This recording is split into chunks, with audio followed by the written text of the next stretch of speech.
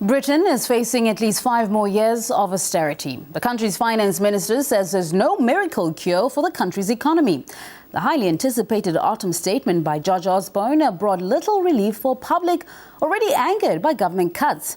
For more on this story, I'm joined now live by Sarah Firth from London. Sarah, what exactly did the Chancellor say about the measures the UK public will face?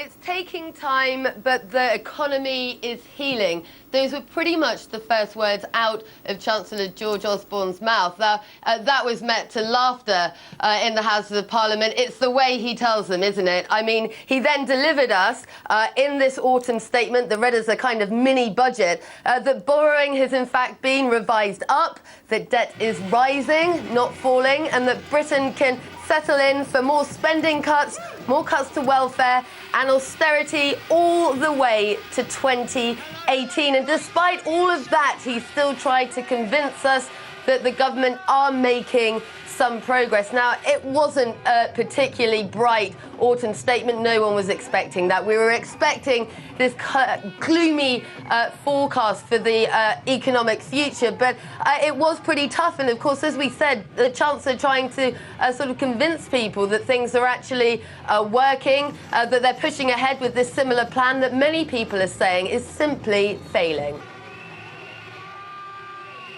He's definitely not up to the job and hasn't been right from the outset. What he has is an ideology which is about dismantling an important welfare state and making sure that those that are on high incomes are protected.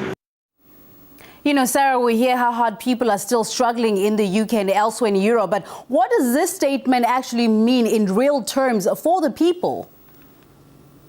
Well, you know, all across Britain right now, people are going to be watching this in their homes, businesses. They're going to have been watching what the Chancellor was saying very, very closely and trying to figure out now, as we comb over the different facts and figures, exactly what that means to them in real terms. Now, in that respect, when you listen to the autumn statement, a very concerning part of that speech that George Osborne delivered was when he spoke about welfare. And really, we saw the Conservative attack on welfare continuing. And now you listen to the language and the rhetoric that was used there. He talked about fairness, but then he said fairness also needs to be about the person who leaves home in the morning and looks over to their neighbour who's asleep, living a life on benefits. I'm not sure how much George Osborne really knows about living on benefits, but I can tell you it's not much of a life. RT has spent the last couple of months investigating exactly what is going on with the UK's welfare system, and it's a miserable failure all round. The work programme figures released a week or so ago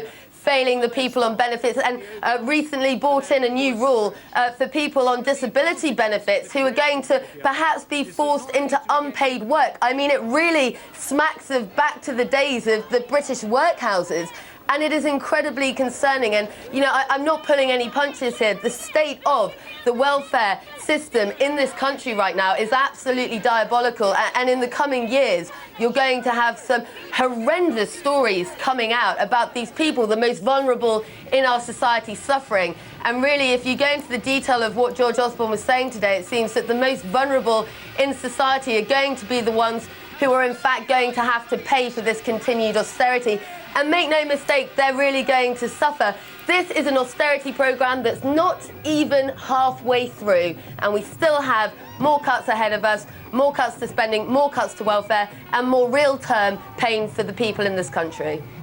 Sarah, I can tell how this is affecting you. Tougher times ahead for all Brits, and it's going to be an even tougher end of the year. Thank you very much. Sarah Firth reporting live from London.